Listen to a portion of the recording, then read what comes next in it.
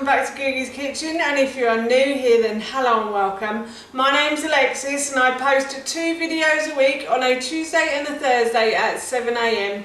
So if you love recipe videos like this one and you want to see more, then please don't forget to hit that subscribe button. And now I'm going to share with you how to make my delicious Herby salmon and tomato quinoa. As I just mentioned, today I want to share with you how to make my delicious Herby salmon and tomato quinoa. Now this recipe is really easy to do and it makes a brilliant midweek meal, and it makes an even better quick weekend meal as well.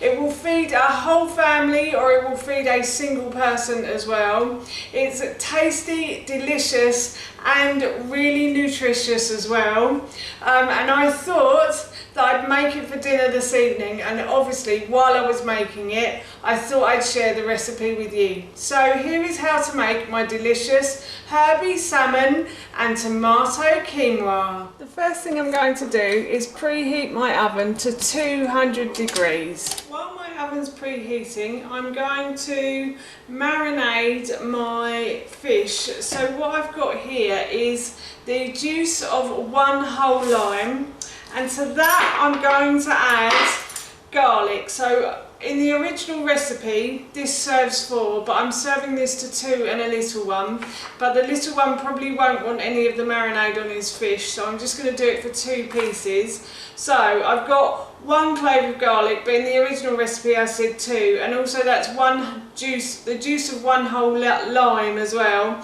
You can use lime or lemon, but I am still going to use the juice of 1 whole lime because I love lime. So I'm just going to add the garlic to the lime to my little mixing bowl, and then I'm going to add 2 tablespoons of olive oil. So as I said, I'm halving all the ingredients, so in the original recipe this would have been 4, like so. And then I'm going to add 2 teaspoons of dried mixed herbs as well, and again in the original recipe that would have been 4 teaspoons. And I'm just going to mix those together, and I'm going to grab some salt as well. So I've got my salt, and what I'm going to do is just add a pinch of salt to that as well, not too much.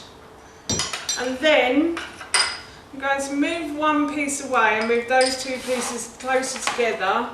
So I've got 2 pieces of salmon that I'm just going to drizzle the marinade over, and I'm just going to try and cover both pieces of fish with the marinade like so,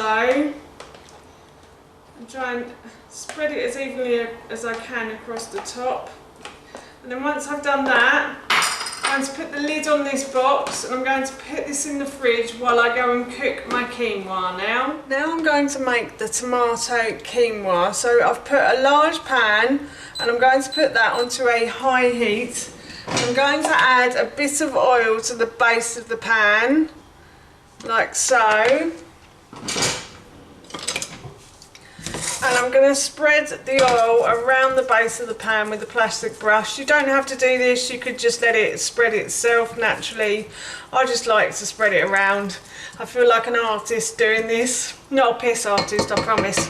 And then I'm going to leave this pan to heat up now. The pan is getting nice and hot now, so what I've done is I've got a bunch of spring onions, so I have topped and tailed, so I've chopped the top and the bottom off, and then I've just sliced it into sort of 1/2 centimetre pieces, and I'm going to put these into the base of the pan, and I'm going to fry these now until they start to soften and become a sort of see-through clear texture as well.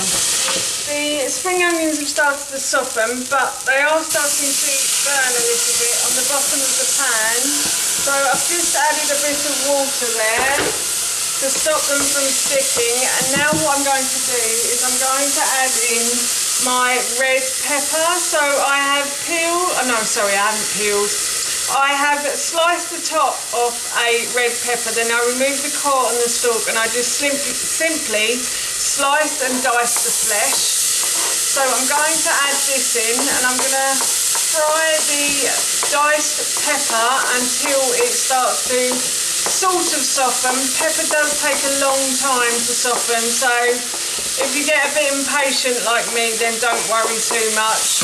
It will all soften eventually when you add in the tin tomatoes and the stock or the water. So I'm just going to fry these now for a further few minutes. So the red pepper has started to soften slightly. It has taken a good few minutes for that to happen. But now what I'm going to do is I'm going to add in 1 courgette that I have peeled and then grated. You don't have to grate the courgette at all. You can cut it up into chunky pieces if you like it chunky. We just prefer it like this in this house. Then nobody knows it's in there, you see. And yeah, so I'm just going to continue to fry this until the courgette starts to soften now as well. Now I'm going to add my quinoa into this, and in here I have about 160 grams. In the original recipe, I think I said to use 300 grams, but obviously I'm serving this to 2 and a little one today. So I've only got about 175 grams actually. And I have washed this through twice over the sink. And now I'm just going to add this to the frying pan. And try to get it all out as well, like so. And I'm going to fry this for a minute or so. So I like to fry it like you would risotto rice. So with risotto rice, you normally fry it until it goes see-through or clear. Obviously, quinoa doesn't really go see-through or clear, but I just like to fry it just to warm it up a little bit. And then once it's warm, I think that's enough now. Once it's warm, I'm going to add my tomato to this as well. So I've got 1 tin of tomatoes here that I'm going to add in, like so. And then I'm just going to grab some water. In the original recipe, I think I said to use chicken stock. Unfortunately, I don't have any chicken stock or any bone broth at the moment. So I'm just going to use about 200 ml of water, and I'm just going to add that to the stock. And before I close the lid on that, I'm going to add some tamari. So I'm going to add a tablespoon of tamari to the quinoa, and I'm also going to add a tablespoon of tomato puree as well, and this is just to add a bit of flavour to the dish. And I'm going to mix those in like so. And then I'm going to go and grab my salt. So I've got my salt. I'm going to add a little pinch of salt to the dish as well. I'm going to grab my pepper, and I'm going to add a little bit of pepper to the dish too. And then I'm going to just stir those in.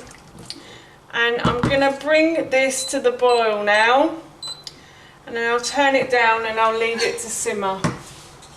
And while this is cooking, I'm going to go and put my salmon in the oven. So as you can see here, the quinoa has come to the boil, and what I'm going to do is I'm just going to turn the heat down to low, and I'm going to leave this to simmer now. So my fish has been marinating for about 20 minutes, and if you wanted to make this the night before, then you could.